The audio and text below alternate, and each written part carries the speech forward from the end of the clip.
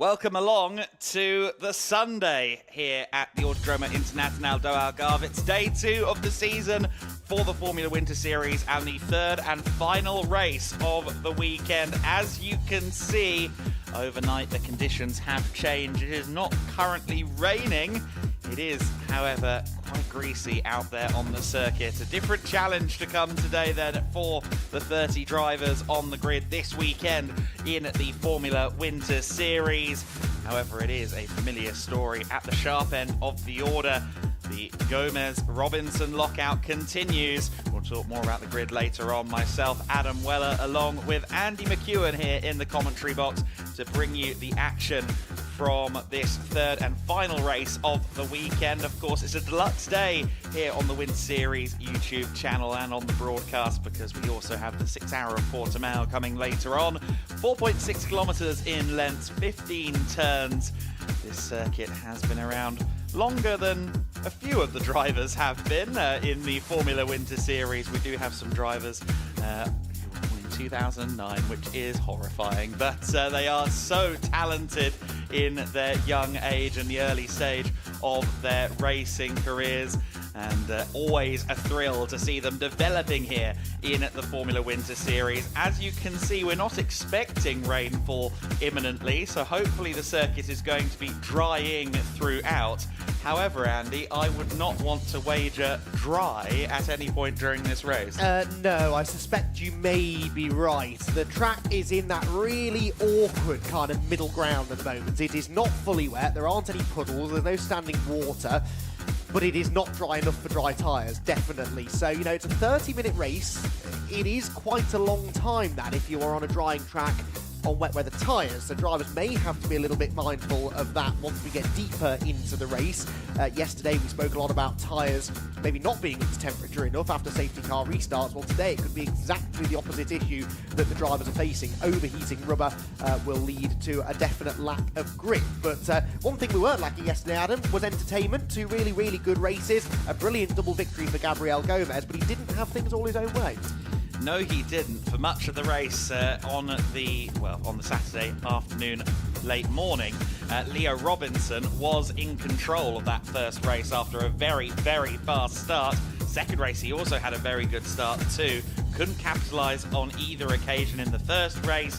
A late safety car came out and he was leapfrogged by Gabriel Gomez on the final lap of the race. And in race 2, of course, he didn't get more than halfway through the first lap of the race, initially running wide and getting airborne on the exit of turn 1, followed by a collision with Liam McLaughlin, which also damaged the young Irishman's wing, unfortunately. But nonetheless, we are getting ready to go racing here in the Formula Winter Series. The cars will very shortly be rolling onto the apron. One would suspect all on slick tyres, but wet tyres, sorry.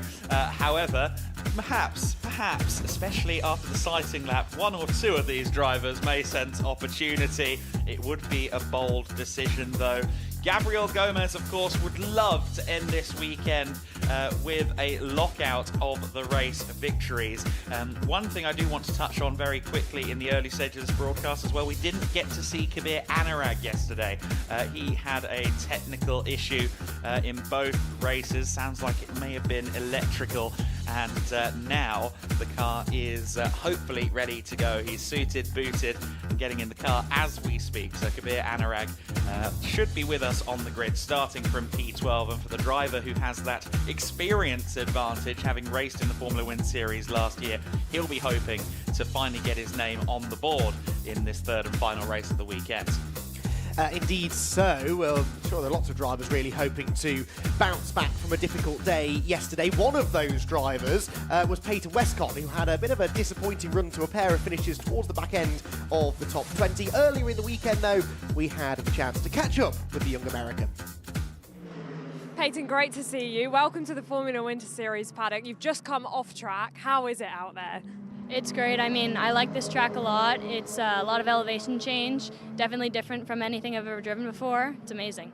Yeah, it's really fun, this track. A lot of the drivers say it's like a bit of a roller coaster. Exactly what I was thinking, yes. Yeah, it's a good one. So you're stepping up from karting. Obviously, you've done karting in the Champions of the Future Academy and with the F1 Academy Discover Your Drive backing. Stepping into cars now, how different has that been? I mean, it's been a lot different. Honestly, the cars feel much slower just because they're so much bigger. All the movements in the car is much slower, the steering inputs, and it just feels slower. So it's kind of have to slow down a bit, but yeah. That's really interesting. I've not heard somebody say that it feels slower before. But you have been out on track this morning. What's been the biggest learning so far coming from karting into cars? I'd say that the biggest learning would probably be the difference in grip and tires. Just learning how to, first of all, warm up the tires, and also the grip in Europe in general. When I drove karting in Europe, it was so much greater. So it's definitely, I'm having to adjust to the grip over here from karts to cars, but also from America to Europe. Yeah, like you said a couple of minutes ago, this is one of the first times that you will be out here racing in Europe. Of course, you've done a couple of karting races in Europe, but most of your experience in America. Being in a European paddock is probably a very different experience, I imagine. Yes, it's definitely different. In America, we don't hear as many languages. True, very true. Yeah, it's very, very diverse paddock. We've got quite a few girls on the grid as well this year, which is always fantastic to see. But just fighting against 30 other drivers this weekend, is that something that you're like a bit nervous about? Is it pressure with that many drivers on the grid? Honestly, I'm not too nervous because what I've been doing is comparing it to my races in America, where in a regional event, I would have 30 other drivers, and so I kind of just imagine it to be something similar to that. So you're very used to a big paddock then. So coming into the Formula Winter Series, what kind of goals have you and the team set for what you want to get out of the Formula Winter Series? Well, our goals for the Formula Winter Series, because it's my first time ever racing in cars, would be to understand where my weak points are within the first race and work on them to set myself up best for my Italian and Euro series. Awesome. Well, this weekend we're about to get the racing underway tomorrow morning. So are you going to go for it? Yes, I'm super excited. My first race in cars. All right. We wish you best of luck. Thank you, Peyton. Thank you so much.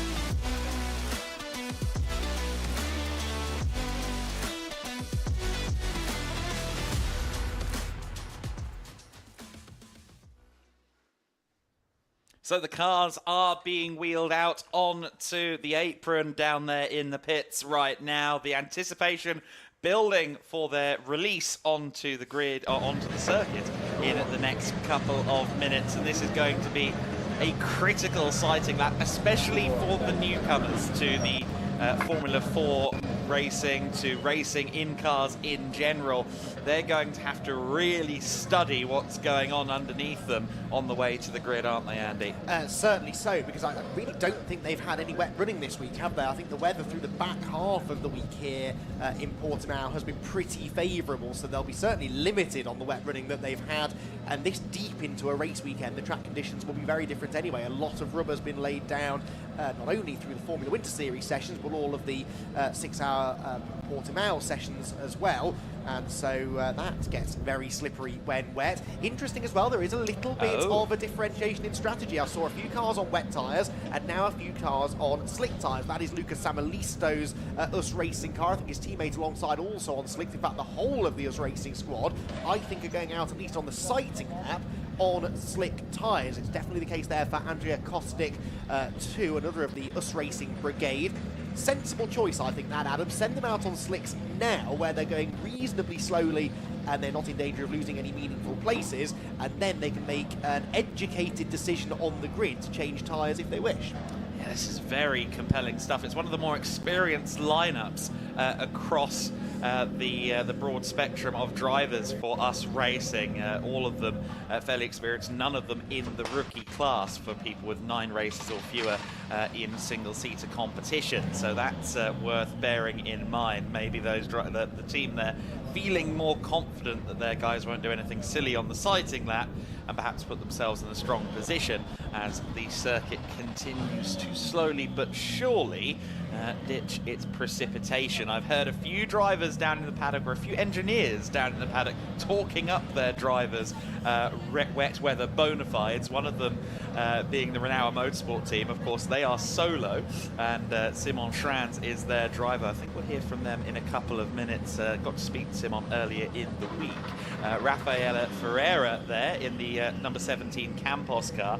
Been speaking to the team down at Campos and to Alicia and Rafaela. Understand these cars are having a little bit of a technical woe this weekend. Some lacking speed in the straight line, and also just some issues, I think, even with like feeding the data into the computers as well. So it's been a bit of a torrid weekend really down at Campos. However, especially with Alicia in her races making up quite a few positions, clearly the drivers are absolutely making the best of the hand they've been dealt this weekend. And after having a retirement in race 2 yesterday, I'm sure Rafaela will be keen to make up some places and show what she is capable of in her car for this race as well. Keep an eye on the Red Bull-backed Campos machines then. We spoke about Simon Schranz a couple of minutes ago. The Renault Motorsport driver did speak to me earlier on in the week, and let's learn a little more about the young Austrian. We're down at Renault Motorsport with Simon Schranz, and we're at the end of the testing day at the moment. We're talking on Friday. How are you feeling so far about the weekend? I'm sure this is all quite new to you, new track, new series. How does it feel? Yeah, pretty good, I would say. So I've never driven on this track. It's my first time, also in the winter series. And we made some good progress. Still not exactly where I want to be, but we're getting closer. And of course, last year you ran a little bit in the Central European Series, the F4 CZ. You also did some running in Carbonia Cup as well. You were busy in 2024, but I suspect in 2025 you're going to be even busier. Yeah, right. So last season was pretty much all about testing. And now in the winter series, it's also about testing, trying to get my level of driving a bit up. And then we're focusing fully on the Central European zone again, where I'm going to try to be right on the top. And of course, the Renault team is one with so much history in, GTs and single-seaters. They've done a bit of everything. It must be exciting to be with a team with, so much collective experience. You can lean on all of these people to figure things out. Yeah, it's a lovely team. I mean, I feel really good here. We only have one car, but it's good for me because we can focus only on the car. And yeah, it's a good team, good mechanics, good engineers, and I love it. Now, when you were very young, you didn't have a Grand Prix in your homeland in Austria. I'm wondering, did you ever go to a Grand Prix when it went back to the Red Bull Ring? Was that something you bugged your parents about? Oh, I did. Actually, I was there in 2022 whilst Corona, because we had like some sort of things to do down there. And yeah, we got there because of, I don't know why, we heard it's there, and somehow we managed to view it. And then in 2022 we have also been there. So yeah, that's inspired me as well. And was it always motorsport for you? Was it always the thing you were focused on? Well, it's a funny story because I didn't really do much karting when I was young. So I started really late, with like 13 years old or something. And I don't know, I watched the car movies, and yeah, somehow I went into F1, and then I asked my parents, could we go karting? And that's how it somehow developed. So if I'm right in understanding, Lightning McQueen is part of the reason you're here? Exactly, Lightning McQueen and the cars movies. Remind me what his catchphrase is? Speed, I am speed. And perhaps ka-chow? Ka-chow. Excellent. That's the first time I've heard that, I must say. A very interesting origin story for you there. Obviously, it's a one-car team. Maybe there's not the big data pool to work from that some of the other teams have. Realistically, do you have like an ideal goal in mind for this week? What would be happy for you on Monday, looking back at the results? Well, we are really only here to get up my driving. We have some things I want to work on, and we're not even focused on the results, but we're going up and up. And yeah, I mean, top 15, top 10 maybe, something like that would be really cool. And yeah, just get my driving up. You see, you say that, and then we'll get to race one, and you'll be locked in, I'm sure. It's great to speak to you, Simon. I've been very excited to see Renauer in the series, and good luck on your first weekend here at Portimão. Thank you a lot. Much like a broken clock, I'm right about twice a day, and he was locked in during race one and indeed race two last on Sunday. Saturday. We are on Sunday now. On Saturday, he managed to get some real position gains on and battling in amongst the fringes of the top 10, where there was quite a skirmish going on, particularly in race number 2 of the weekend.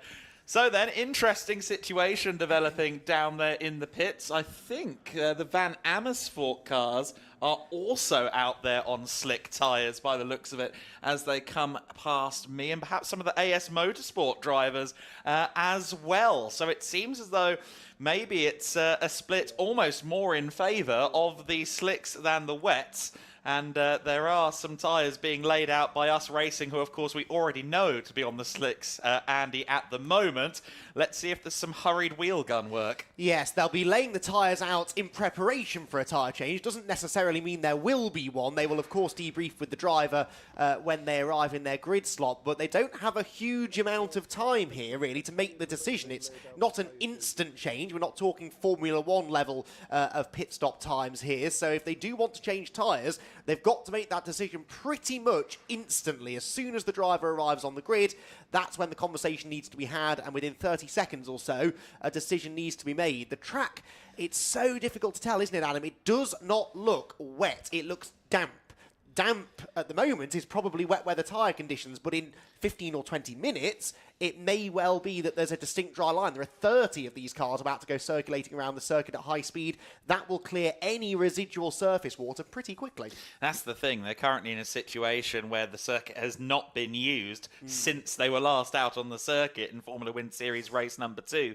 So while it hasn't rained for a little while, yes, the water is not being dispersed. After even possibly 10 minutes, it might look more like the wet tyres are struggling and the dry tyres are succeeding.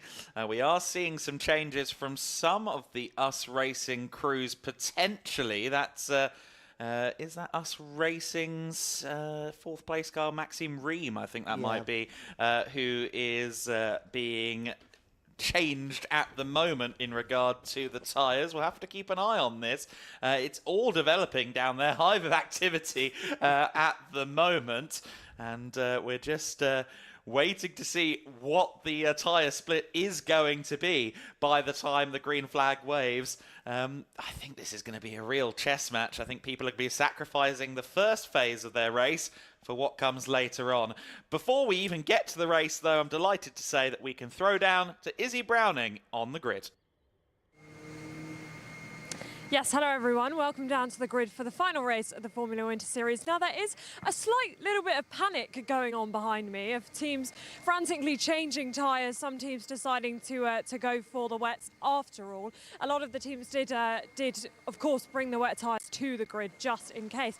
I had a little feel of the grid a couple of minutes ago and it is very, very damp down here.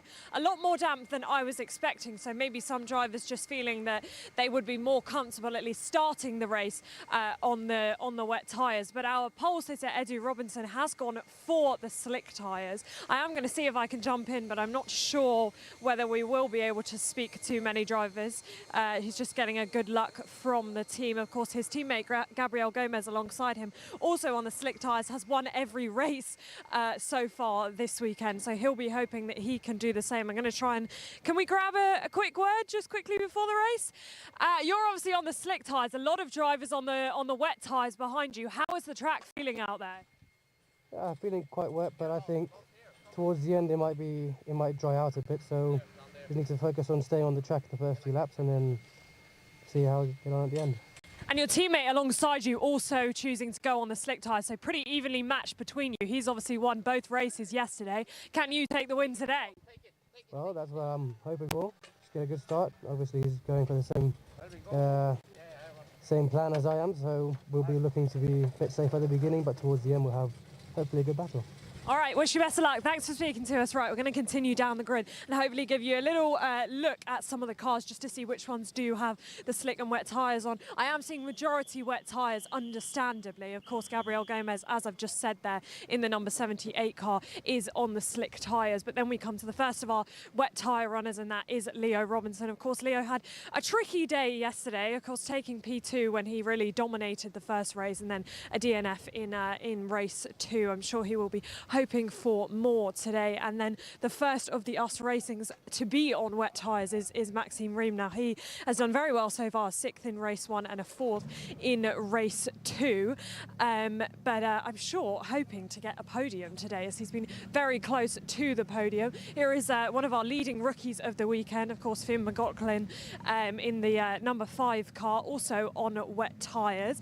And going to continue down the grid. I can see a couple of slick tyre runners. As Adam said, the VAR cars, Maximilian Popov in the number 3 is also on slick tyres. I really am anticipating that this is going to be a very interesting race to see who has really made the right choice. Of course, Edu just saying to us at the end that he thinks that it's going to dry out towards the end of the race and hopefully come back to them in that sense. I'm sure we'll see a drying line, but as I've already said, very, very damp down here on the grid, and understandable that so many drivers, of course, will be wanting to start on those wet tyres, particularly as it is a first race weekend for so many of our drivers. Understandable that they will want to do that, but Lucas Amalisto alongside has also gone for the slick tyres. I think some of our potentially more experienced drivers will be wanting to have those slick tyres underneath them and maybe take a little bit of a gamble. We are about to get the 1 minute board, but we're going to keep heading up the grid so that we can see the differences between the tyres for the boys. Bart Harrison also choosing to start on the wet tyres. There's an All Yenza row 5, Anea Frey, his teammate, also on wet tyres, but we have had the 1 minute board, so we are going to have to clear off the grid, and let's hope for a good race.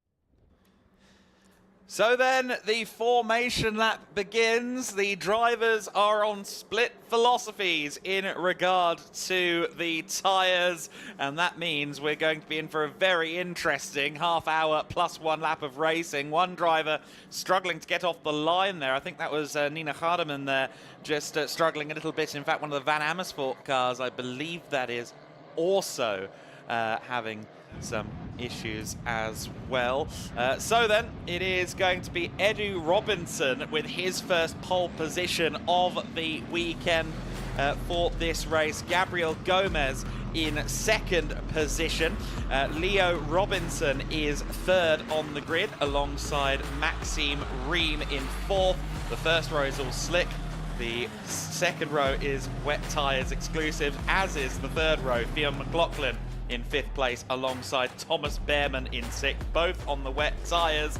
At least I think that's the way to go for the first couple of laps. We'll see what happens after that. 7th and 8th place, Maximilian Popov alongside Lucas Samalisto, both on slicks. Enia Fry and Bart Harrison, 9th and 10th on the grid. Then it's Sebastian Bach on slicks alongside Kabir Anurag on the wet tyres. And good to see the car on the grid. Hopefully he can fight for some points here today. Andrea Kostic 13th alongside Dante Vinci in the 66 car, running P14. Nina Hardeman is next alongside Artem Severikin in 16th. Simon Trans from P17. Speed, is he speed? We will find out. Andrea Dupé 18th place. Kirill Kutskov in 19th. 20th for Theo Borenstein. Joanne Chiconte in 21st. 22nd, Matilda Patz in the number 18. Alba Hurup Larsen is 23rd in the 24. And in 24 is the 94, Peyton Westcott, who we heard from earlier on. Alexander Ruta in 25th position alongside Georgi Zaravsky. Alicia Palmovsky starting from 27th on the grid after a technical issue stopped her from doing a few laps in the qualifying session. I think only got 2 flyers in at the very end. Cornelia Olkuska in 28th place, Rafaela Ferreira in 29th place, and Eva Anagnostiades rounding out the 30 cars on the grid for this race.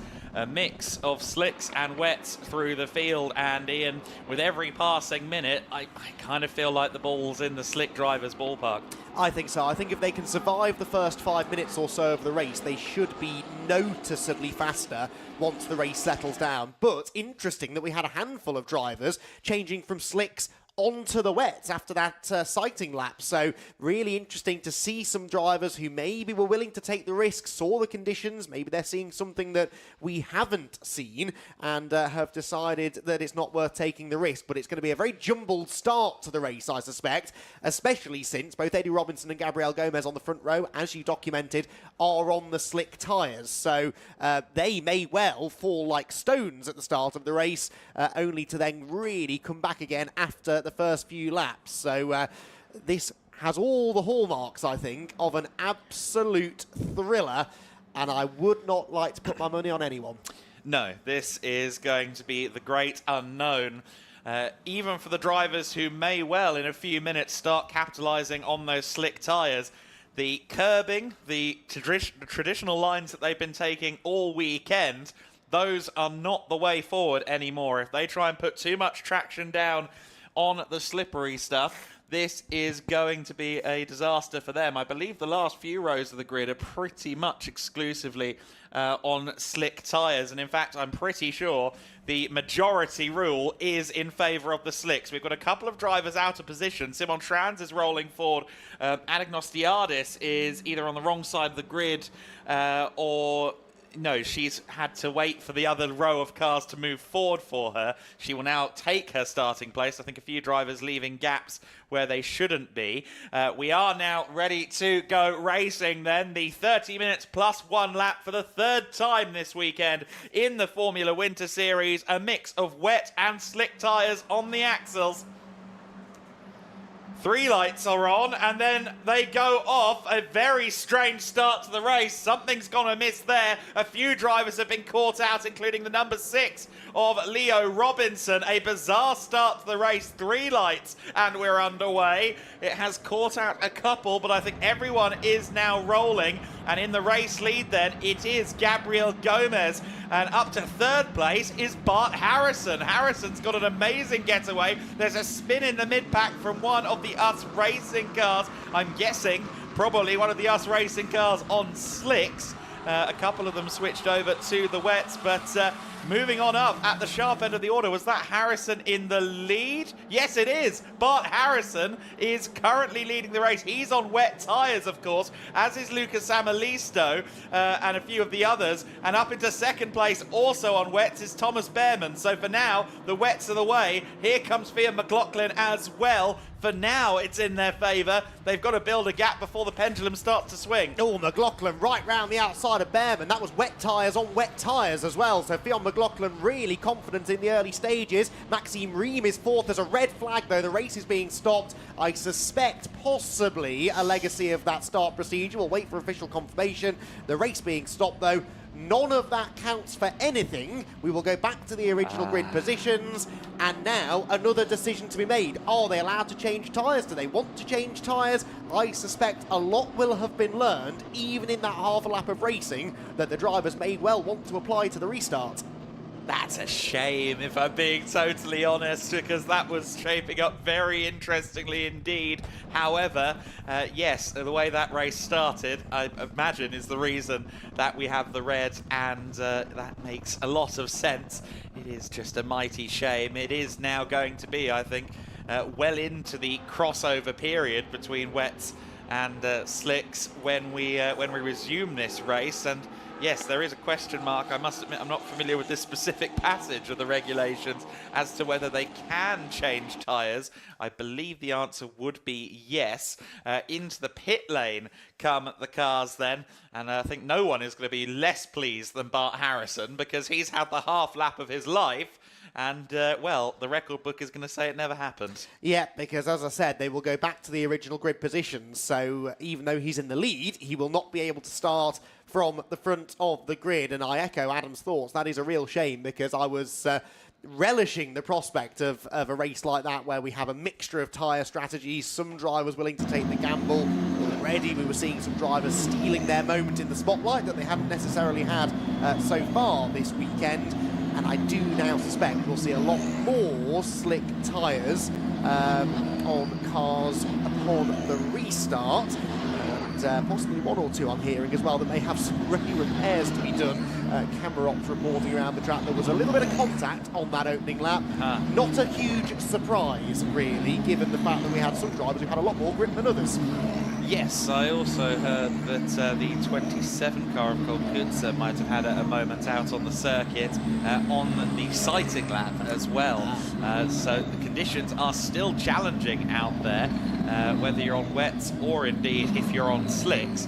We saw plenty of examples of that. It was the number 10 car from the US Racing stable, Andrea Kostic, that went spinning on his slicks in the first lap running into turn 3. So a good example there again of just how tricky it is out there. But yes, the decision now has to be made. And for some of these drivers, especially the less experienced ones, I wonder if they're going to be arguing against their teams a little bit. The teams are going to observe that now with fewer minute or more time before we go racing again, slicks are probably the way to go. And for some of these drivers, they're like, well, no, it doesn't feel ready. It doesn't feel ready.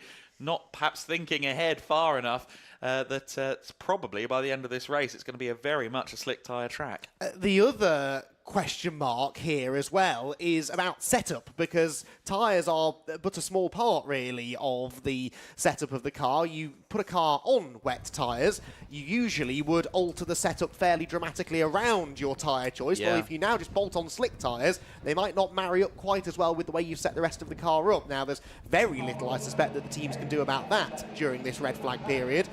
So that is another question mark, another unknown, and that may well still give us a little bit of a jumbled order when we go racing again, because there could be some teams who have got a better setup for these sort of drying conditions, but we shall have to wait and see. Teams then will go to work when they can down in the pit lane, and we await further news really on what is going to happen upon a restart. There's a notification on the timing screen saying there are 28 minutes to go. They may well, of course, choose to shorten the race slightly now, because we do have the small matter of a 6-hour race to fit in later on this afternoon, and we can't be delaying that by too much. Shorter race, that gives the slick shod tyres less time to get into the window. I still think that's the tyre to go for, but they'll have a lap less maybe in which to use those slick tyres once we get into the race itself. So, yeah, confusion reigning here at Portimao, but a lively start to the day, and, yeah, looking forward to seeing what happens when we get racing once again.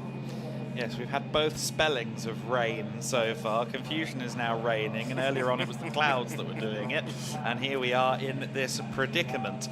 So then, we are waiting for news on quite when this race will resume. We are now getting confirmation that it was the lights, the issue with the lights that caused the start to not properly be given.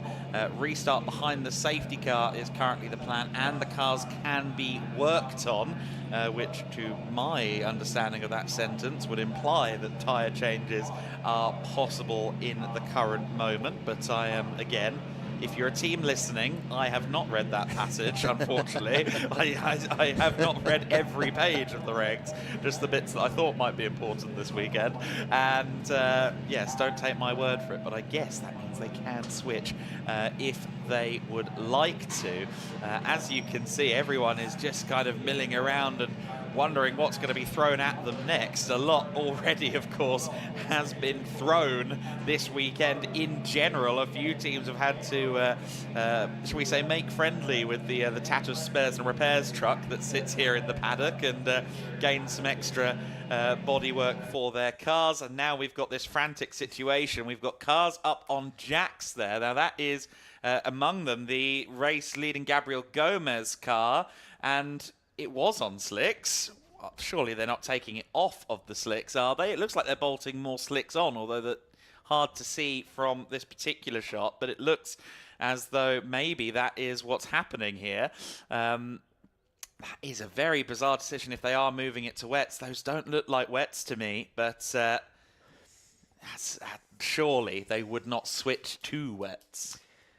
No, I'd be surprised. I've seen a few things that have surprised me already this morning, though, so I won't count any chickens just yet. But possibly it's either a newer or an older set of slicks. In the damp conditions, sometimes you don't want a brand new set of slick tyres because the you know that they don't actually yield a lot of grip immediately, and you want all of the grip you can get in the sketchy conditions. Maybe they've now gone for a slightly newer set. Teams will be limited on the number of sets of tyres, new tyres they're allowed to use over the course of a weekend. Maybe they've sort of kept a slightly newer set in their back pocket, or I don't know, something like that is all I can think. But yeah, we'll have to figure this out, I suspect, when the cars go back out onto the track. I think the car that's hidden behind the safety car will be Bart Harrison, won't it? Who I think has now switched onto slick tyres. Izzy, I'm hoping, is able now to shed some light on this crazy situation. She's positioned in the pit lane, hopefully with some news. Yeah, a little bit of light, probably not too much light, because there is still quite a lot of panic down here in the pit lane. Some teams, I think, are a little bit unsure of what to do after the opening lap. I did see Sebastian Bach has changed from wet tyres onto slick tyres, so he'll be going back out on slick tyres. Other thing to mention is the marshals are, as we see, the mechanics running for the slick tyres in the background. The marshals are repositioning the cars, so some of the cars obviously came in the wrong order for what the restart will be, so the marshals repositioning those. So a lot of panic going on in the pit lane at the moment. It looks like potentially they might be about to do a tyre change on the car behind me, the number 61 of Andrea Dupé. We did just see the mechanic running to do so. But a little bit of a look down the pit lane for now. As I said, quite a lot of confusion going on down here, but the majority near to me at the moment is still on the wet tyres. These are the cars who came in obviously last from that lap. But yeah, a bit of confusion, boys. I'm going to run down the pit lane and see if anyone else has changed tyres. But for now, the car that I've definitely seen that's changed tyres is Sebastian Bach. Okay, thank you, Izzy. Well, yes, it's this end of the pit lane that we're a little less sure of, really, trying to figure out what everyone is doing on tyres. There's also, of course, a lot of jockeying for position going on as drivers are trying to get back into their original grid order. That, again, has been confirmed to be the case. The race, by the way, is going to restart at 9:30, so that's about 6 minutes from now. It will restart, as Adam said, behind the safety car, and the race distance has now been shortened to 28 minutes plus 1 lap. So about a lap or so of the race then we'll have lost. That will be the 5-minute board being shown to the teams. The safety car is in position to lead them out onto the track, and they will then have 1 lap behind the safety car to figure out whether this latest tyre choice they've made is the correct one. And a word to the marshals dashing around with the slightly damp sheets of A4, trying to figure out quite where everybody should be in the queue as the safety car re-emerges onto the circuit. It's a thankless job, I think, sometimes, especially the pit lane marshals, yes. The guys who have to do a lot of the telling off to the team directly, a particularly thankless job. But as always, we want to tip our hat to the marshals out there on the circuit, in the garage, and everyone else who is making this event possible in orange-clad attire. It is certainly not a situation I was expecting when we wrapped up race 2 less than 24 hours ago, that we have this tyre roulette going on. I'm fairly sure that Bart Harrison is still on wet, but it is hard to see from this shot at the very front of the grid. It's a very interesting situation that we've got unfolding in front of us at the moment, and right now a bit of shuffling going on at the deck for the drivers. And of course, for those who maybe have said, no, I'm staying out on wets, they're now going to be willing everyone on. So like, come on, let's get this in the right order as soon as possible so that this race can begin. But the Giedlick crews, the marshals, all working hard so that we can get this race underway as soon as possible. And even though the race is now going to start single file behind safety car, I'm firmly of the feeling that single file won't reign for long. No, I suspect you may well be right. Quick hypothesis regarding, that was a big word for this time of the morning, for the cars that we think have changed from wets perhaps to other wets, maybe scrubbed wets. Perhaps that is a better way to go. Less tread on the tyre, they're not going to overheat quite as quickly, better maybe for mixed conditions, I don't know, it's just a theory. We'll see maybe if that is what's going on. Again, perhaps Izzy has some answers for us.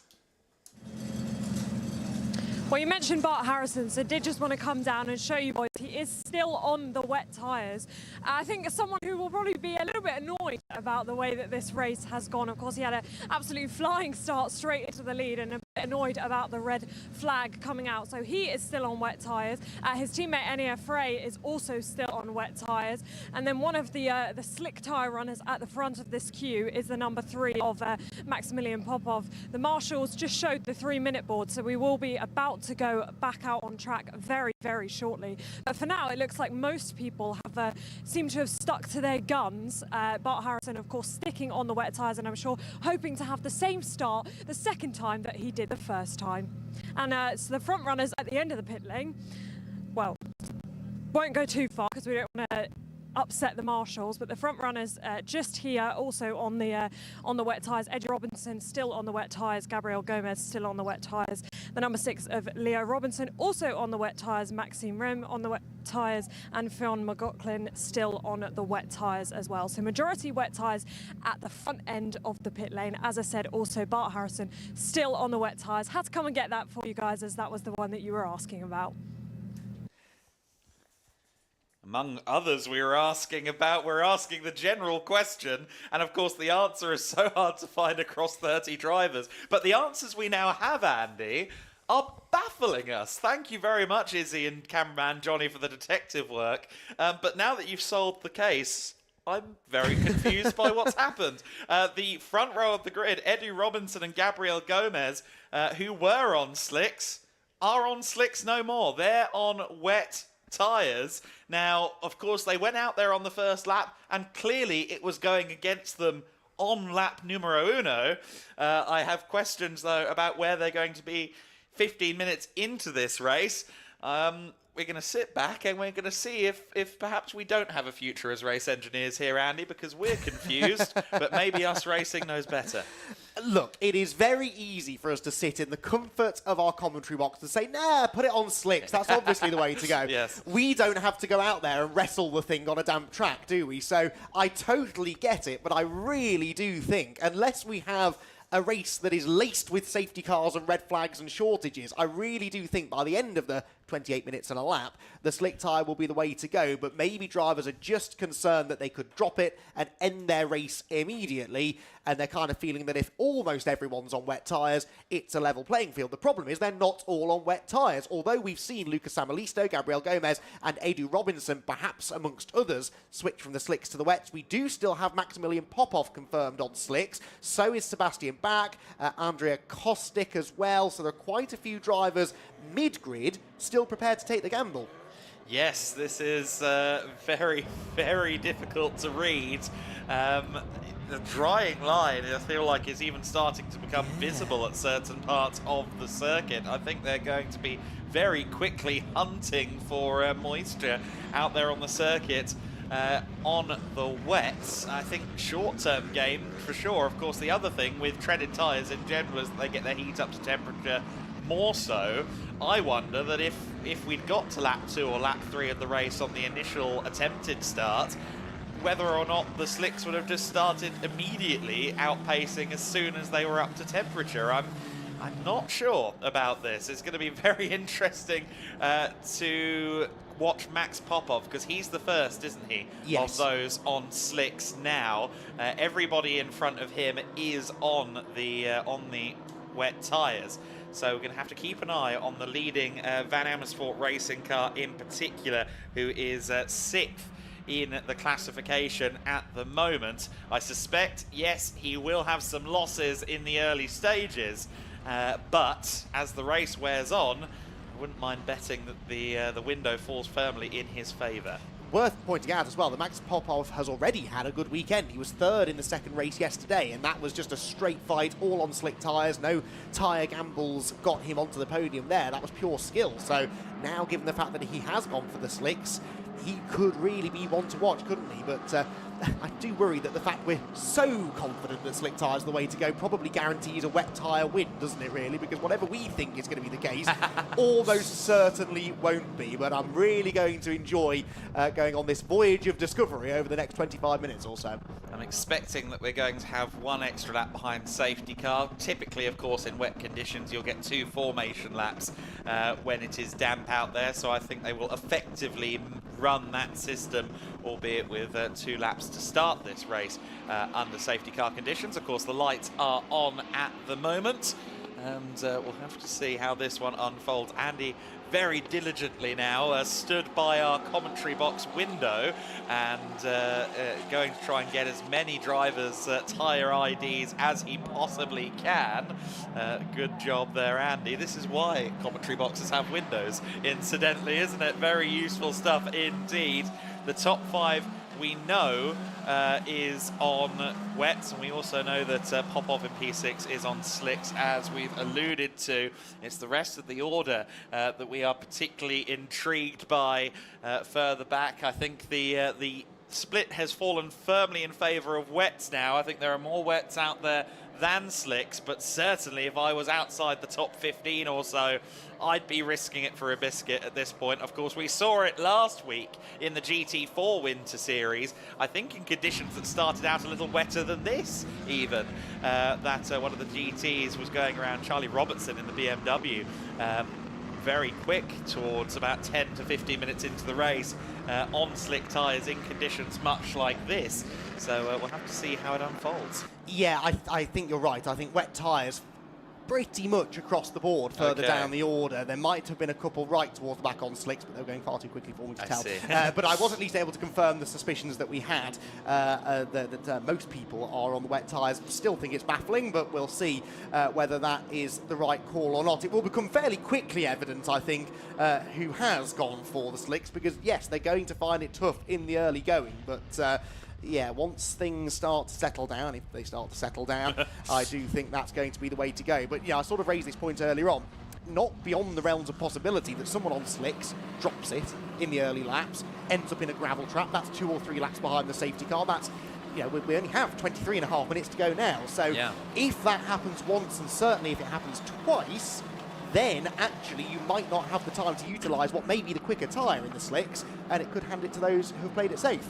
If you enjoy overtaking, and if you don't, I don't know why you watch motorsport, you will enjoy this race, I'm sure. There's going to be a lot going on here, and I suspect the tail has only begun to twist at this stage. The safety car lights are out. We are going to go racing this time by, and it will be Eddie Robinson, our pole sitter, who gets a second bite of the cherry, as it were. He lost his lead when we attempted to get the race underway at the top of this broadcast. The red flag was quickly thrown because of an issue with the start gantry lights.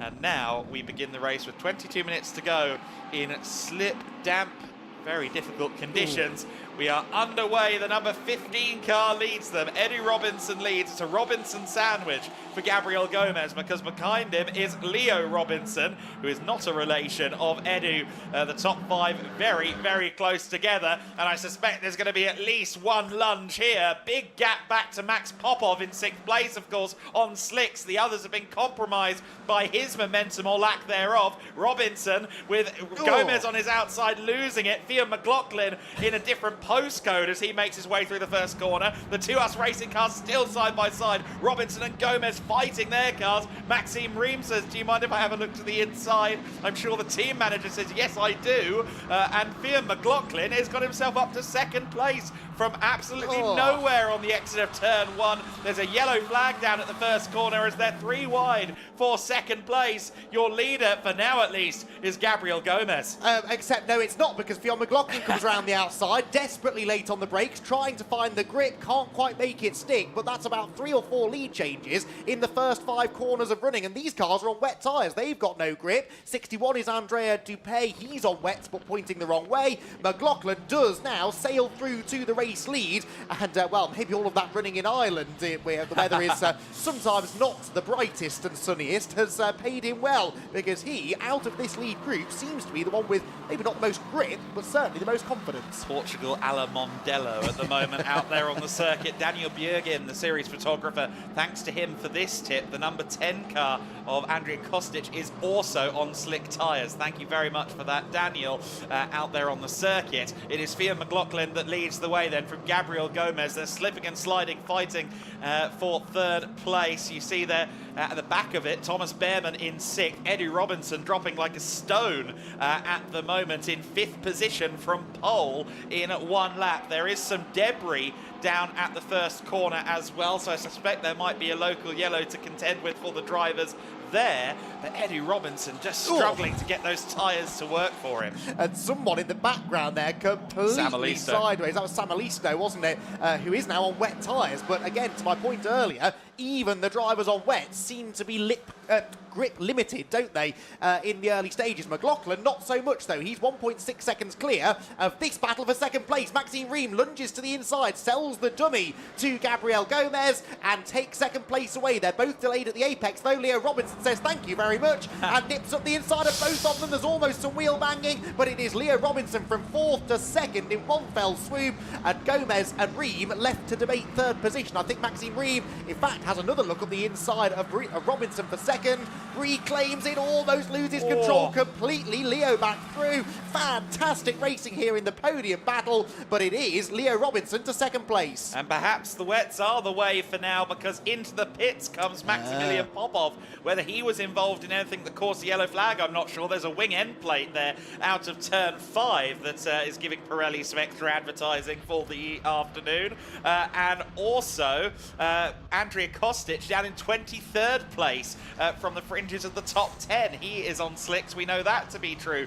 So yes, it's wets right now, it might be slicks later, but at the moment the drivers that have stayed on slicks, they're struggling. Well, Sebastian Bach as well, he's on slicks. He's 23rd and half a minute off the lead already. Wow. That is the problem, isn't it? You're not going to gain that time back. So as we were both confidently saying, wet tyres the way to go. And clearly these drivers at the front of the field have nailed that decision. So impressed, though, with Fionn McLaughlin. Look, these are all on wet tyres at the front of the field, but Fionn has Scarpa 2.2 seconds up the road, purple sectors all round, and he's leaving the rest to debate the minor positions on the podium. Yeah, Maxime Ream there fighting with Gabriel Gomez has moved up to 3rd place there. So the young German moving up the order. If it's Mondello weather, it's also Eiffel weather, I tell you that for free. Thomas Behrman in 5th place, Eddie Robinson 6th, Sam Alisto 7th, Bart Harrison, who was so strong on the first lap of the aborted start attempt, he's in 8th position. Enia Fry, Kabir Anurag rounding out our top 10 at this stage of the race. Alba Hurup Larsen has made up some positions. He's in 20th. Alicia Palmovsky up to 15th has also leapt through the order, with Matilda Patz in 16th as well. So some moving and shaking all throughout the order at this junction. Of course, the field quite spread because of those that were on slicks before the safety car line. Simon Schranz with the 66 car just ahead of him. So Dante Vinci, both of these drivers in the rookie class, currently fighting for 4th within the rookie classification, and both of them sliding away through turn 2. Schranz in the Renault car, looking to try and move further up, maybe trying to go for a rookie podium here. Yeah, doing his best to try and make that happen, isn't he, as they accelerate up the hill. He was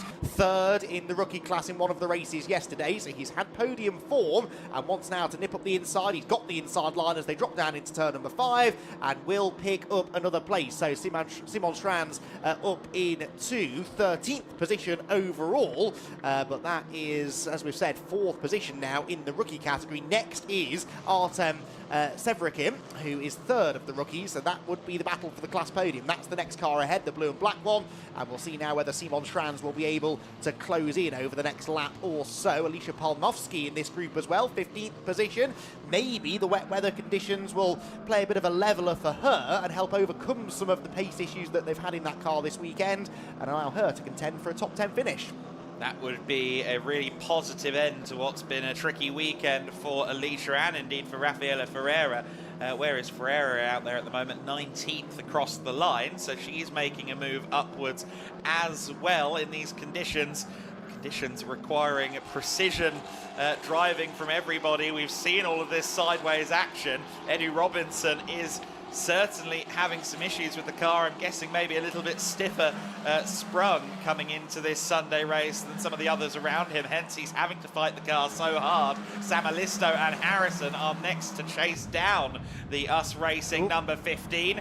Fian McLaughlin again making up his own line through turn 1. Of course, track limits are still a thing. He can only do that so many times. Yes, and he was 3/10 slower than Leo Robinson on the previous lap, so he needs to push, but needs to do it without exceeding track limits, because a penalty would be disastrous at the moment. He's staring down the barrel of a race victory, but still has over half the race to go. There is the leader, Fian McLaughlin. There is his pursuer, Leo Robinson, who is 3/10 faster than the leader in Sector 1 alone. So Leo Robinson is now starting to warm to the challenge, isn't he? He's gapping Maxime Ream in 3rd and closing in on the leader. Further back, meanwhile, Eddie Robinson, remember him, started on pole position, down to 7th place now. Lucas Samalisto has just got past him at the beginning of this lap. And again, I think this is now set up more than tyres. They're all on the same tyres, but what setup they went for in these mixed conditions, I think, is playing a big part. Kirill Kutskov has come into the pits with a shed of front wing, so he's had an issue out there on circuit with whom I am not sure. We see the 11 car of Georgi Zaravsky there. Plentiful experience for Zaravsky, so he's working well in these conditions. Simon Strands gets past Dante Vinci there. Will have set that one up at turn 5. Good run all the way up the hill, but here comes Vinci trying to get back to the inside of Simon Strands. Of course, the inside might not be the way to go through 10 and 11. Let's see how this plays out. Strands will try and go all the way around the outside in the Renault car, fighting, seesawing at the wheel, both of them, and they just about managed to negotiate it, and Strands negotiates it with his car ahead, and that is a move for P12, P13, 14 overall. Simon Strands, sorry Simon, has to do a bit more work to get into the dozen than I was implying there, but he is now 4th in class and will be looking for a rookie podium. Change for 3rd here, Gabriel Gomez versus Maxime Ream. Gomez to the outside, so really for the first time, well, not quite the first time this weekend, but certainly since the first race, there's some overtaking to be done here for Gabriel Gomez. More overtaking to be done in this race than he's had at any other point this weekend, but he's moved his way through into 3rd position. That battle, by the way, that we were just enjoying between Simon Strands and Dante Vinci is now going on behind Alicia Palmovsky. It was ahead of Alicia Palmovsky, so they've traded positions themselves a couple of times, maybe delayed each other, and Alicia has moved through into 13th. Yeah, that's quite something. If you can dispatch a battle and drive off on your way, that's a sign of confidence at the moment. The slight straight line speed deficit that was being reported from both Campos cars, obviously maybe a bit less of a hindrance in these conditions anyway, and Alicia is maximising the opportunity at the moment out there on circuit. The gap between McLaughlin and Robinson is coming down, 2.2 seconds now the gap, 8/10 reduction on the previous rotation of this Autodromo Internacional de Algarve. Time is running out with 12 minutes and 45 left to go, plus 1 lap, but I think he's going to be on the gearbox well before we're in the last 3 laps. Well, he was 8/10 quicker than McLaughlin on the previous lap alone, has set 2 purple sectors already on this lap, 4/10 quicker than the race leader, with a sector still to be completed. So that gap is going to be closer to a 1.5 at the end of this lap, and that will start to get him within slipstreaming range down that main straight. So that lead battle is certainly about to ignite, I think. There you can see them coming towards the final turn. That is not 2.2 seconds anymore, I don't think. Leo Robinson is the man on the move right now. He's continuing to go quicker as well than Gabriel Gomez. I did wonder whether maybe Gabriel, now in clean air, might be able to match the pace of the leaders. That doesn't seem to be the case. It's another new fastest lap, though, for Leo Robinson. A 2:01.2, 6/10 that time quicker than the race leader. And Fionn McLaughlin, I fear, will have some defending to do before this race is done. Absolutely, he will. Just to showcase why myself and Andy are up here and not in the garages, Andrea Kostic, the only remaining slick runner, on 2:17s at the moment. And as you just saw, the fastest lap of the race is a 2:01. So the slicks were not the way to go, despite our bold and authoritative claims that perhaps the wets were not the way forward. And I think in many ways, for a lot of the drivers on this grid, Andy, that aborted first start has saved their bacon, because otherwise they would have fallen through the pack considerably and possibly headed into the pits just like Maximilian Popov. One of the drivers, of course, whose bacon was saved being Gabriel Gomez, another one being Maxime Reeve in this battle for third. Indeed, so one of those weird quirks of fate where something completely out of the ordinary happened and actually has had a major bearing on the outcome of this race and potentially at the end of the series the championship as well, because we made this point a few times yesterday. They don't have a lot of opportunities to score points over what is a relatively short winter series, and so you need to maximise every single race, and there will be many drivers, I think, who are quite grateful for the restart being necessary in this one. Lead gap then down by half a second in Sector 1, but then they matched each other Sector 2, so Fionn McLaughlin starting now to maybe realise the threat that he's under. I still think that Leo Robinson is quicker, but Fionn will not go down without a fight.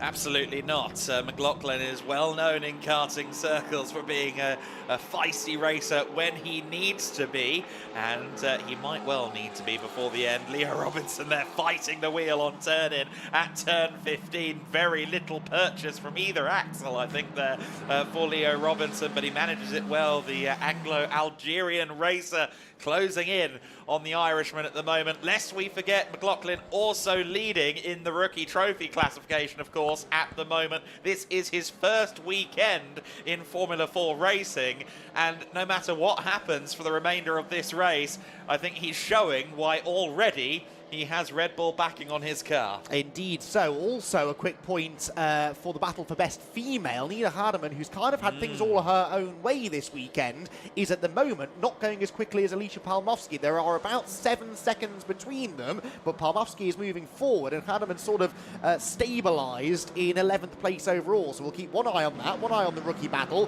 one eye on the many other wheel-to-wheel battles going on out on track. Oh, and also don't forget about that lead gap that continues to shrink. Kabir Anurag is up to 9th position, but Eddie Robinson is going to try and fire back now. Following them is Nina Hardeman, who might yet be able to dump into the top 10 here and put some more cars between herself and Alicia Palmowski, which will be very useful indeed, although the gap, as we said, about 9 seconds at the moment. It's going to take a bit of upward trajectory yet from Alicia to challenge for the female trophy win in this race. Anything's possible, though, especially now as Nina Hardeman does indeed jump into the battle. Indeed so. Few cars being warned about track limits at turn 1. Albert Larson, the most recent. Big lock up for Fionn McLaughlin. Now, was that a car in front? It was a back marker in front. Popov on the slicks. Yeah, slick tyres really not working for Maximilian Popov, are they? But the leaders go through, and Fionn McLaughlin snatching a break there as he went into the left-hander. His car wriggling around a little bit more uncomfortably maybe than Leo Robinson's behind, and yet the sector times are now starting to stabilise between the two of them. So actually the closer Leo Robinson gets, the harder he's finding it to continue to close in. Also just spotted a rogue purple middle sector for Artem Severikin further back in 12th position. Not sure what tyres he's on, but all of a sudden that car, number 23, is going rather quickly. Believe he's on wets like everybody else, but he has looked very fast over the last couple of laps and may yet get himself into the overall points. There you see Enia Fry going through shot in another of the Yenza cars. Severikin with the fastest lap of the race. Okay, so 12th position position, the fringes of the top 10. I suspect there's going to be a lot of shuffling there before this race reaches its natural conclusion. Here is 10th position, Eddie Robinson, still in a hostile negotiation with his car at every apex there. Huge arms of opposite lock there for the driver of the number 15 as he is pursued relentlessly by Nina Hardeman. And then just behind is Artem Severikin, closing in also on his first weekend in junior single-seaters. Yep, absolutely. So down the hill they drop, and Nina Hardeman being caught quite rapidly now by Severikin, who suddenly, he's just unlocked some serious pace, hasn't he, from the Yenza Motorsport car. He's got a couple of his teammates inside the top 10, Bart Harrison and Enia Fry, but he wants to try and get up there and challenge. Nips to the inside of the ailing Max Popov, who is down in 30th position. You have to suspect there is something more amiss with that car than simply a wrong tyre choice. I don't know about that, because he's been lapping faster than Kostic, actually. Oh, right. I thought he'd come in to switch to wet tyres, actually, Maximilian Popov. But I think maybe it was just damage to the car that they rectified and they kept him on the slicks. They clearly thought the gamble was going to work, as granted we did up here, and it has not paid off on this occasion. But yes, we are seeing the Eddie Robinson car in particular. I think of those at the sharp end on the wets, he has definitely been the one struggling the most. He's no longer really at the sharp end, of course. Here is our race leader. The gap now going out between McLaughlin and Robinson as Fionn sets the fastest lap of the race. Perhaps Fionn has just been looking after the tyres then, knowing that that was going to be a talking point in the latter part of the race, because he's got speed now that Leo Robinson simply can't match. Leo's last lap, a 2:01.8, was about 6/10 off his previous best. Fionn McLaughlin obviously has just gone faster than he's been at any other point in the race. We also had a purple middle sector for Thomas Behrman on the previous lap as he tries to bridge a 4.5 second gap to Maxime Ream ahead of him in 4th position. Up and over the top of the hill comes Behrman in the silver car, largely silver car, running in 5th position. The high-tech runner, 3 high-tech cars in the top 5, so a really, really good race this for Hi-Tech. They clearly have gone for a setup that's working pretty well, and it's a pair of Hi-Tech teammates who are debating the race victory at this stage. Looking like it's going more in the favour of Fionn McLaughlin as this battle continues to rage further back. Now, though, very much with the inclusion of Severikin, who has closed in pretty rapidly now. Robinson and Hardeman ahead. Yes, the battle for 10th place back is now numerous in terms of its cast members. Alicia Palmovsky is about 7 seconds back from them and lapping about on par with everyone except Severikin, so I'm not sure she's going to be able to join before the conclusion. But there is Robinson going through. Hardeman is next. And then it is Artem Severikin in 12th position. Here comes Hardeman having a little look to the inside in her high-tech TGR machine. It's been really interesting to see Hardeman this weekend really in amongst it, consistently racing in the top 15. Here comes Severikin, though, to her inside. Hardeman will have a little bit more traction on the outside of that corner, but then Severikin may well hold the outside. No, ducks to the inside line for the penultimate corner of the lap. How is that going to play out? It's going to play out with Severikin ahead. Okay, so Eddie Robinson now with a new challenger behind him in the form of Yenza Motorsport's Artem Severikin. Yeah, Severikin, one of the fastest drivers on the track right now, although it's another really good lap by Fionn McLaughlin on the previous occasion of 2:0.9. Is, I think, the fastest lap of the race, although strangely not showing purple on the timing screen, possibly because he exceeded track limits somewhere along the way, and that won't be the first time we've spotted him doing that, so just put a pin in that. He's got to manage another couple of laps still without doing it again. Otherwise, a penalty could be going his way. What further progress, though, can Severikin make? Well, he's on the tail now of Eddie Robinson to break into the top 10. He is already 3rd best rookie in the race. That unlikely to change, you feel, but how far up the order can he go? He's got an overlap, has he, nearly on Eddie Robinson. The man who started on pole has had 2 overall podium finishes so far this weekend. That won't be replicated in race 3. In fact, he's out of the top 10. Severikin to the inside makes it look relatively easy on the run down into turn 5. They yet they lose out on the exit. Eddie Robinson won't go down without a fight. He's got the car back ahead. I don't know if Severikin's quite going to have a nose at turn 7. Does not. So it is Eddie Robinson, at least temporarily, back to his position. Here comes Severikin now, side by side for 10th place as they go over the crest. Again, Robinson finds a little bit more traction at his disposal. Nina Hardeman is willing them on and saying, I will take any opportunities you wish to pass in my general direction. Yeah, she is there ready to pick up the pieces if this all goes wrong, isn't she? And certainly Artem is not backwards about making a lunge, is he, to the inside line. There could be another to come now as they head uphill into the tight left-hander. Yep, goes to the inside. This is where he began the move against Hardeman a lap ago, and now tries to do the same thing to Eddie Robinson, who is proving to be a slightly tougher opponent, though, when it comes to breaking through his defences. I think they will come out of the penultimate corner. Sagres still in the same order. Well, just about. Severikin's car seems to have a lot more front end, a lot more bite through the middle of the corners, and that's helping him to get off the turns pretty well. Again, takes a much tighter line through the final corner, and as they head up onto the start-finish straight, he'll be well within slipstreaming range. We've got 2 more laps to go, I reckon, in this fascinating third race of the weekend for the Formula Winter Series at Portimão. Battles wherever you look, up and down the order, including this one heading towards turn 1. Yeah, Severikin to the inside there at the first corner. Didn't make it work on this occasion. Now has to try and set himself up at turn 3 for a move at turn 5, which he is now trying to do, taking the wider outside line. Will now try and set up the optimal run towards turn 5 through turn 4, which in dry conditions is effectively a flat-out corner in these F4 machines, but in this, I'm not so sure. It does get a good run, does Severikin, down towards the hairpin, has the inside line. Robinson still on his outside, and this time, has Severikin done enough? I'm not sure. Robinson got decent purchase out of the corner. He'll still have a nose to the inside as they go through that corner. They were side by side there in the back of shot. Meanwhile, Kabir Anurag, Enya Fry and Bart Harrison are all fighting it out for 7th place, and Severikin has gotten through into 10th. I think based on what we've seen of Robinson so far, that is probably all she wrote. Unfortunately, as good as his fight was there, the car is just not behaving for him at the moment in this race. So now the question is, well, what's going to happen at the front between McLaughlin and Robinson as they will now go on to the final lap, actually, because the clock just hit 0 before McLaughlin comes onto the main straight. So the last lap now, McLaughlin still has a good lead at the front of the order. 2.5 seconds last time across the line, and it's gone up to 4.1. Wow. So Via McLaughlin is hustling the high-tech TGR machine. It's a high-tech TGR 1-2 at the moment. Gomez 3rd, Ream in 4th place, Behrman 5th, Samalisto, then Bart Harrison under considerable pressure from Enya Fry, who in turn is under massive pressure from Kabir Anurag. In fact, Anurag might be setting up for a move at turn 1, and Olkutska, unfortunately, has had an issue.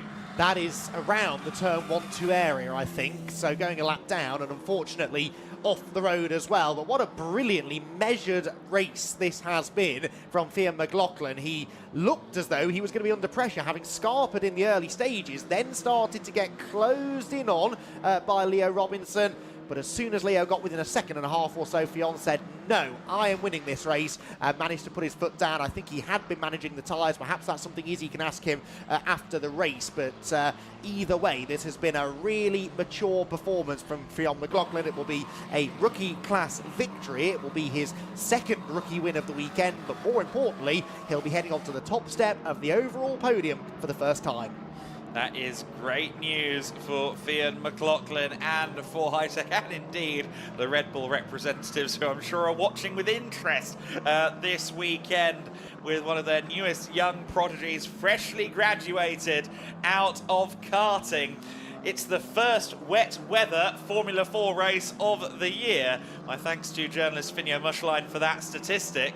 And it is an Irishman at the top. It is Fionn McLaughlin at the top in this one. He has been exemplary in these conditions, did everything he needed to do in the early stages, built a gap, and on his first weekend in Formula 4 competition, it is Fionn McLaughlin who wins in the Formula Winter Series. The US racing streak, the Gabriel Gomez streak, is ended by Fionn McLaughlin. Leo Robinson takes second. Third position will go to Maxime Ream on the final lap of the race. Gabriel Gomez demoted to fourth position. He'll be very frustrated to not be on the podium. Thomas Behrman in fifth place. Samalisto sixth. Fry seventh. Bart Harrison eighth. So Enia Fry got through into seventh place. Kabir Anurag and Severikin round out the top 10. Eddie Robinson just about holds off Nina Hardeman for 11th place. Hardeman finishes 12th position and therefore winning in female trophy ahead of Alicia Palmovsky there, who crosses the line in 13th place. And a word to Georgi Zarowski on his first appearance in a Formula 4 car in over a year. He finishes 14th position, up from the late 20s on the grids. Now, are we still racing here? No, we're not. It looked for a minute like they were side by side between McLaughlin and Robinson. The flag is definitely out, but I thought they might have missed the memo momentarily there. But Fia McLaughlin has done a sensational job in his first weekend. That was true after 2 races were completed, but with this one, a rookie win, an overall win, Fia McLaughlin has announced himself onto the stage in car racing. Those of you who follow karts saw it coming. For those of you who don't, well, I'm sure you're surprised, but expect more of the same. Fia McLaughlin is now a race winner in Formula 4. Further down the order, the third of the female trophy drivers across the line was Matilda Patz, who was running well within the top 16 earlier on, eventually finished in 19th position. Of course, Fia McLaughlin won the rookie trophy class as well, ahead of Thomas Behrman, who will finish second in class, and Artem Severikin will be third step of the rookie trophy podium. So a good effort there from Severikin to get into the top 10. Eddie Robinson in 11th will be the polar opposite feeling, I think, for him, given he started on pole position. That car clearly just wasn't quite hooked up for the dual nationality Spanish-British driver. Fia McLaughlin pulls up to the P1 boards, puts himself in a very strong position for the rounds to come. Establishing yourself well, starting a season well is always so important in racing. For Fia McLaughlin, he has started his career in cars about as well as he could possibly hope to. I don't know if he has a lid designer yet, but if he doesn't, I suspect his DMs are going to be flooded with people hoping to be responsible for his helmet artwork in the next few days. Quite the name, I think, to attach yourself to for the future. Fia McLaughlin will be delighted. Leo Robinson, I think, will be happy with his weekend, all things considered. Race 2, of course, was a disappointment with that DNF, but a pair of second places will set him up fairly nicely for the remainder of the season. Of course, race 1 was a what could have been, really, for Leo Robinson, given the lead he had for much of the race before the late safety car. Maxime Ream with his first podium in the Formula Wind Series. Of course, he raced with us in 2024 in this championship as well. That's going to be, I'm sure, a delight for the German. In 4th position, Gabriel Gomez, I think, again, he has to be happy with his weekend. I don't think he will be until Monday. For now, he'll be disappointed to have lost the race 3 podium. But he will be, I believe, leading the championship after that. And that is the best way to start a season campaign, I have no doubt. 5th position, Thomas Behrman. I think he can be very happy with his weekend also. A first weekend, of course, with a lot of eyes on him. The last name brings attention, and I'm sure Ollie, whether he's watching at home or if he's hidden himself very well in the paddock, I'm not sure, he will be very happy for his brother. So, Fia McLaughlin will be debriefing now with the high-tech team, discussing the race that was. I think Izzy doing her best to grab him very shortly. I also see that we're just testing the lights, which is not a surprise after the beginning of the race. A freak start to a very exciting race. Of course, if you are just joining us or you joined us a little bit late, the initial attempt at a start only had 3 lights before they went out. Bart Harrison surged into an early lead that unfortunately proved to be fruitless as the race was red flagged. And once we did get the race underway, it was very exciting indeed. And Fionn McLaughlin has led a high-tech 1-2 home. Of course, that's the first win for high-tech in the Formula Winter Series as well. It's their first season, and it's a delight to welcome them into the paddock.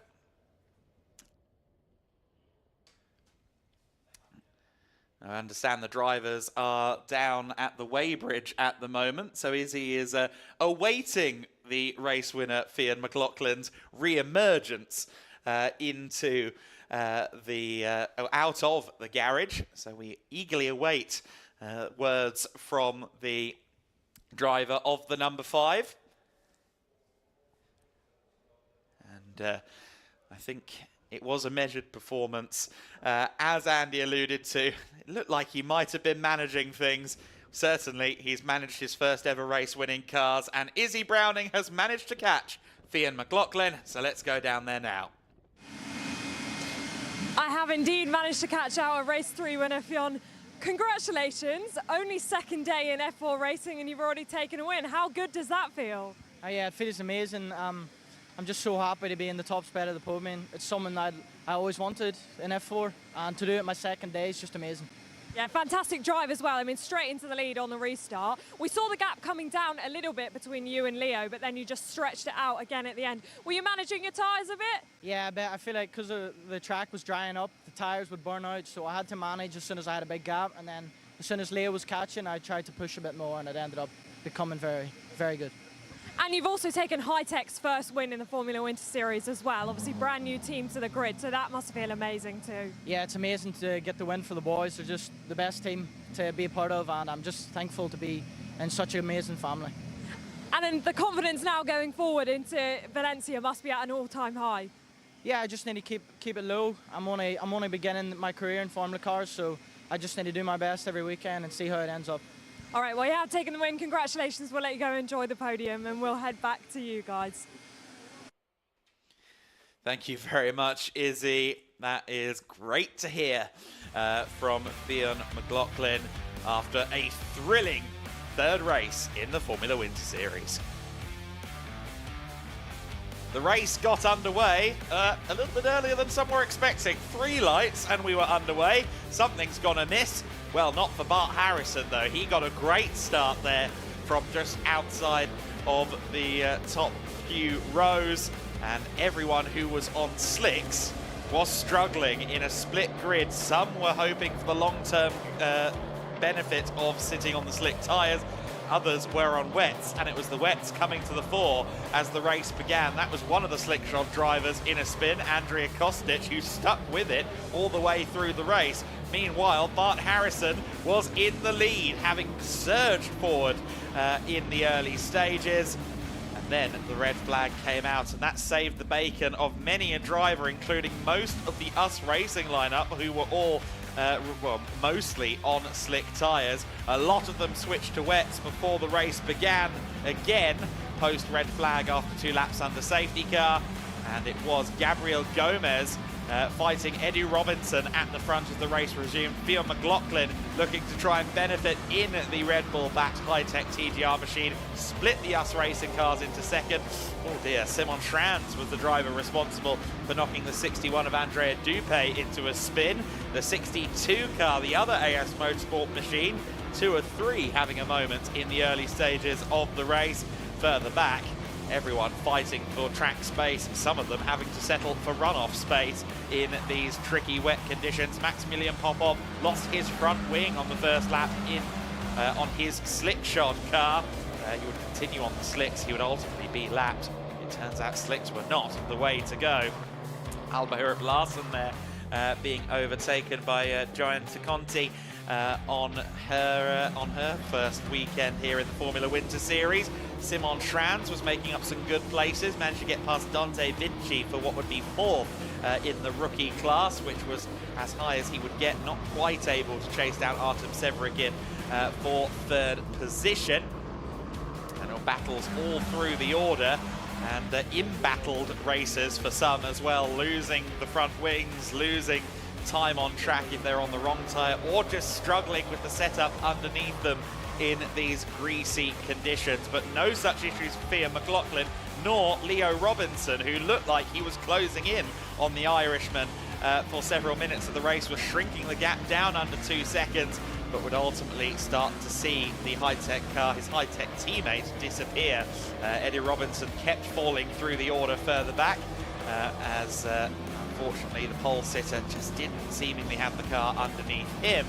Nina Hardeman almost finding a way past as well. She was trying to get into the overall top 10 as they lapped the slipshod Maximilian Popov, number 35, in a spin further back in the field. Meanwhile, on his return, Georgi Zaravsky, back in an F4 car for the first time in a long time, was making up positions and moved well into the top 20 by the end. In fact, the top 15 by the end. Artem Severikin was trying to get into the overall top 10 at the expense of Eddie Robinson, but Robinson was particularly keen to keep the position, keep in the top 10, but unfortunately for him, the car was still not behaving underneath him, and Severikin would ultimately finish in 10th place. He'd also finished 3rd in the rookie standings. But Fionn McLaughlin at the front of the order delivered a measured performance, started to extend the gap again towards the end of the race, and would ultimately win by 4.4 seconds in his first ever weekend of racing. What a performance for him.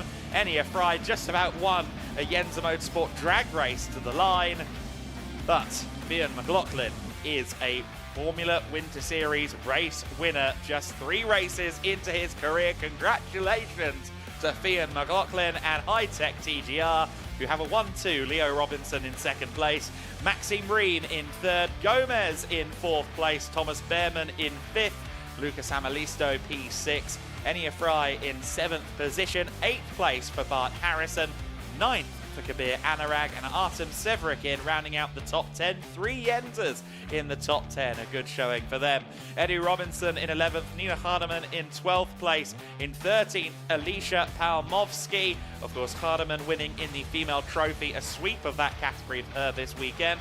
Georgi Zaravsky in 14th, Simon Schranz in 15th, Dante Vinci in P16, Sebastian Bach in 17th place, Alexander Ruta in 18th, Matilda Patz in 19th, Alba Hurup Larsen in P20, Rafaela Ferreira in 21st, Dupe and Chiconte bringing us down to 23rd place, Peyton Westcott in 24th, Kirill Kutskov at one point down a front wing in 25th place, Borenstein in 26th, Anna Anagnostiadis in 27th, Cornelia Olkutska in 28th, Andrea Kostic and Maximilian Popov rounding out the 30-car order.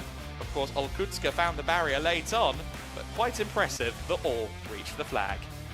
Now then, we can head to the podium with Andy McEwen.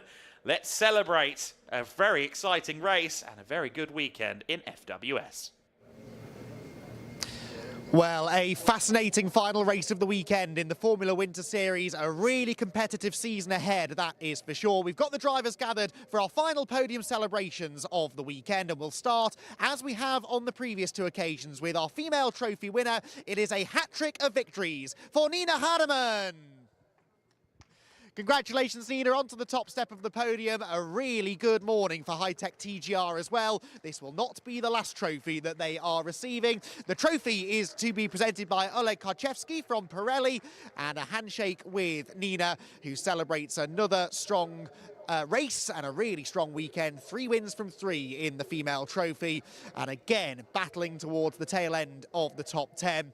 Comfortably the quickest in class. Nina Hardeman, the winner in the female trophy.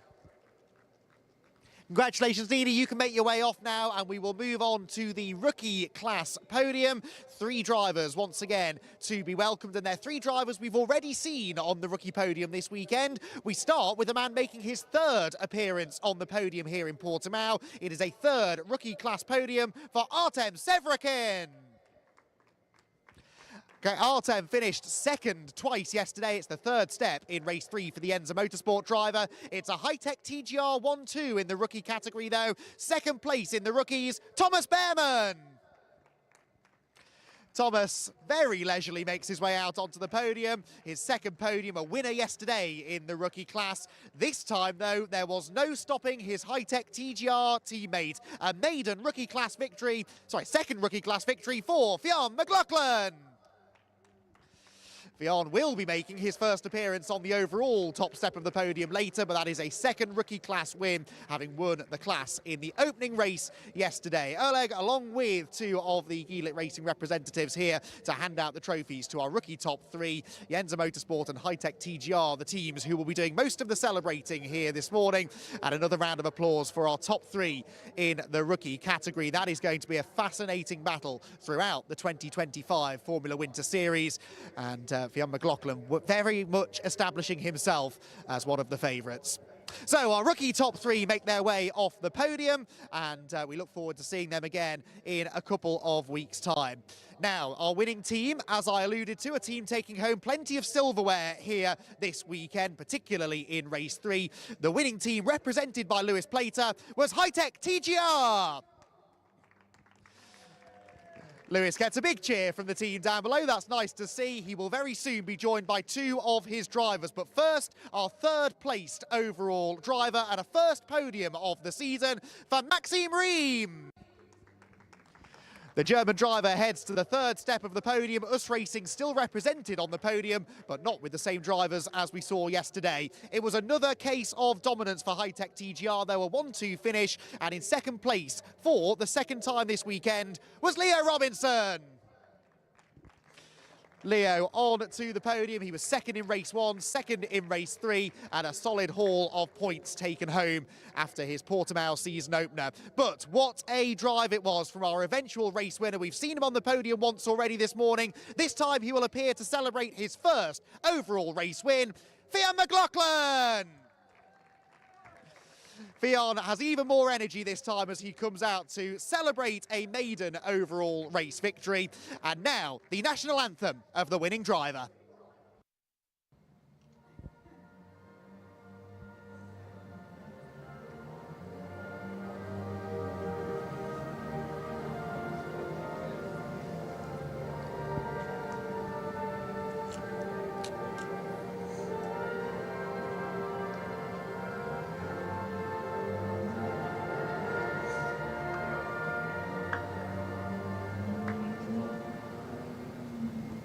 Fionn McLaughlin victorious in the third race of the weekend here in Portimão. And once again, trophies will be presented not only to Maxime, Leo and to Fionn, but to Lewis Plater of High-Tech TGR as well, the winning team in the third race of the weekend. And, well, a new winner in the category after all of that dominance from Gabriel Gomez earlier on in the weekend.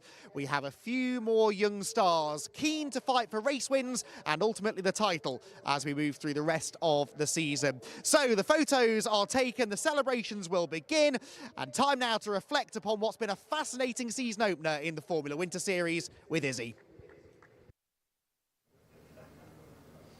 Indeed, welcome back down to the pit lane for the final time this weekend.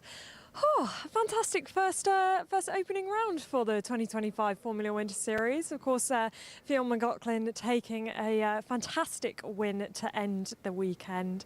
And it's been a really fun one this weekend. Great to have all our new drivers and some of our returners as well to the Formula Winter Series. We will be back with them in Valencia in a couple of weekends' time. But for now, that is the Formula Winter Series ended for the weekend. 3 races done and dusted here in Portimão. We will see you in Valencia, where we will see if anybody else can take a win.